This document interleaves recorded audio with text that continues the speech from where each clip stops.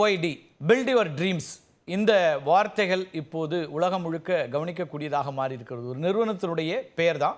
மின் வாகனங்களை, மின்சார கார்களை உற்பத்தி செய்யக்கூடிய BYD நிறுவனம் புதிய அறிவிப்போடு வந்திருக்கிறது. அந்த அறிவிப்பு தான் இன்றைக்கு உலகம் முழுக்க பேசுபொருளாக மாறி இருக்கிறது. குறிப்பாக மின்சார வாகன உற்பத்தியில் புதிய புரட்சியாக இது மாறுமா அப்படிங்கிற கேள்வி உண்டாக்கி இருக்கிறது.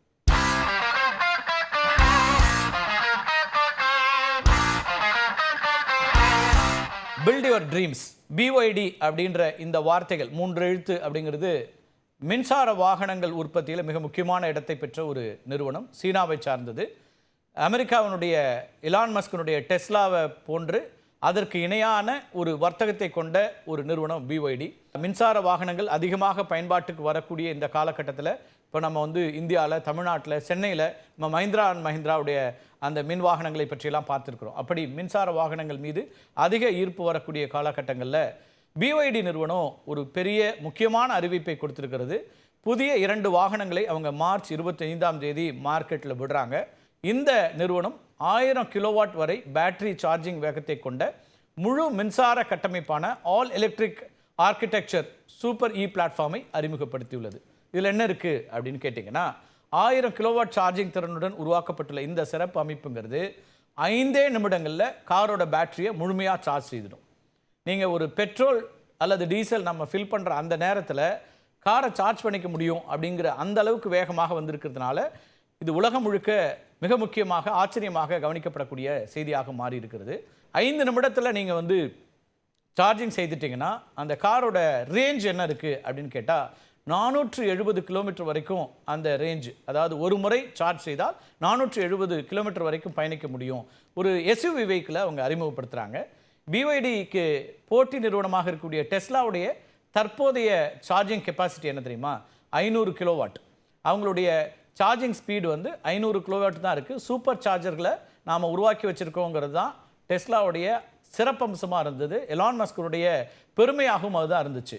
மிக வேகமாக சார்ஜிங் செய்யக்கூடிய ஒரு வாகனத்தை நாங்கள் டெஸ்லா வாகனத்தை, மின் வாகனத்தை வைத்திருக்கிறோம் அப்படின்னு சொல்லக்கூடிய இடத்துல இருந்து BYD 1000 கிலோவாட் அப்படின்னு வந்துட்டாங்க. அப்போ 2 மடங்கு வேகமாக சார்ஜிங் அப்படிங்கிற ஒரு இடத்துக்கு வந்திருக்குது. அப்போ இது ஒரு முக்கியமான ஒரு வர்த்தகத்தில் மிக முக்கியமான இடத்தை பெறுகிறது. வர்த்தகத்தில் மட்டுமல்ல, மின் வாகன பயன்பாட்டிலையும் கூடுதலான வாகனங்களை வாங்குவதற்கு அனைவரும் தயாராகிடுவாங்க அப்படிங்கிற ஒரு இடம் இருக்குது. டெஸ்லாவுடைய சூப்பர் சார்ஜர்கள் 15 நிமிடங்களில் சார்ஜிங் முடித்து 275 கிலோமீட்டர் வரைக்கும் போகும் அப்படின்னா, இப்போது இந்த BYDயினுடைய வாகனங்களில் நீங்கள் 5 நிமிடத்தில் சார்ஜ் செஞ்சிட முடியும். 470 கிலோமீட்டர் வரைக்கும் பயணிக்க முடியும் அப்படிங்கிறது தான் BYD அறிவிப்பு. இது ரொம்ப முக்கியமான ஒரு அறிவிப்பாக மாறி இருக்கிறது. மின்சார கார்கள் சந்தையில் அடுத்தடுத்து புதிய தொழில்நுட்பங்களை அறிமுகம் செய்து வரக்கூடிய நிலையில் இது ரொம்ப கவனத்தை ஈர்க்கக்கூடிய ஒன்றாகவும் மாறி இருக்கிறது. மின்சார வாகனங்களை பொறுத்த வரைக்கும் உங்களுக்கு தெரியும், அதுக்கான சார்ஜிங் ஃபெசிலிட்டி தான் ரொம்ப முக்கியமாக இருக்கும். எத்தனை இடங்களில் சார்ஜிங் ஸ்டேஷன் இருக்குது அப்படிங்கிறது ரொம்ப முக்கியமாக இருக்கும். அப்போ சீன அரசாங்கம் என்ன செய்யுதுன்னா, சீனா முழுவதும் 4000 இடங்களில் அதிவேக பேட்டரி சார்ஜிங் நிலையங்களை நிறுவப் போவதாக BYD நிறுவனம் சொல்லுது. அதுக்கு அந்த அரசு ஆதரவை தரக்கூடிய நிலையிலும் இருக்கிறது. BYD நிறுவனம் பற்றி பலருக்கும் தெரிஞ்சிருக்கும். அதனுடைய எவ்வளவு பெரிய ஒரு நிறுவனமாக இருந்தது அப்படிங்கிறது ரொம்ப முக்கியம். அவர் இந்த நிறுவனத்தை உருவாக்கியவர் முதல்ல ஒரு பேட்டரிகளை தயாரிக்கக்கூடிய இடத்துல தான் அவர் தன்னுடைய தொழிலை தொடங்கினார். அதுக்கப்புறம் 2003 தான் இந்த BYD நிறுவனம் கார் உற்பத்தியில் அவர் இறங்கினார். இந்த வாகன தொழிற்சாலை இருக்குல்ல, 32,000 ஏக்கர் பரப்பளவில் அமைய உள்ளது.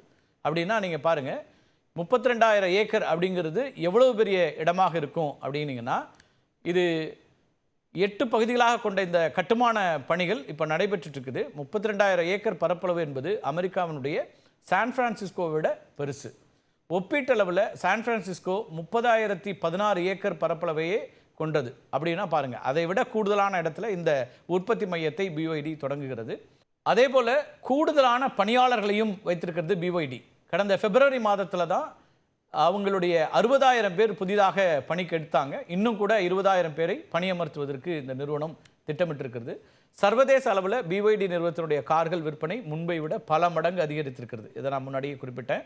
பிப்ரவரி மாதத்தில் மட்டும் இந்த நிறுவனம் 3,18,000 மின்சார கார்களை விற்பனை செய்திருக்கிறது. இந்த நிறுவனத்தினுடைய விற்பனை வளர்ச்சிங்கிறது 161% இருக்கிறது. அதே வேளையில் சீன சந்தையில் டெஸ்லா நிறுவனத்தினுடைய விற்பனை 49% சரிவை கண்டுள்ளது. ஜெர்மன், பிரான்ஸ் அப்படின்னு ஐரோப்பிய நாடுகளும் கனடாவும் டெஸ்லா கார்களை புறக்கணிக்க தொடங்கியிருக்கிறாங்க. பிஒய்டி அந்த இடங்களுக்கு வருமாங்கிற ஒரு கேள்வி இருக்கிறது. தாய்லாந்து, மெக்சிகோ, சிலி, தென்கொரியா, மலேசியா, ஹாங்காங், ஜப்பான், ஐக்கிய அரபு எமிரேட்ஸ், சிங்கப்பூர் உள்ளிட்ட நாடுகளில் டெஸ்லா கார்களை விட பிஒய்டி கார்களுடைய விலை மிகவும் குறைவாக இருக்கிறதுனால பிஒய்டி கார்களுடைய விற்பனை அதிகரித்திருக்கிறது அப்படிங்கிறதும் வர்த்தகம் சம்பந்தமான செய்தி.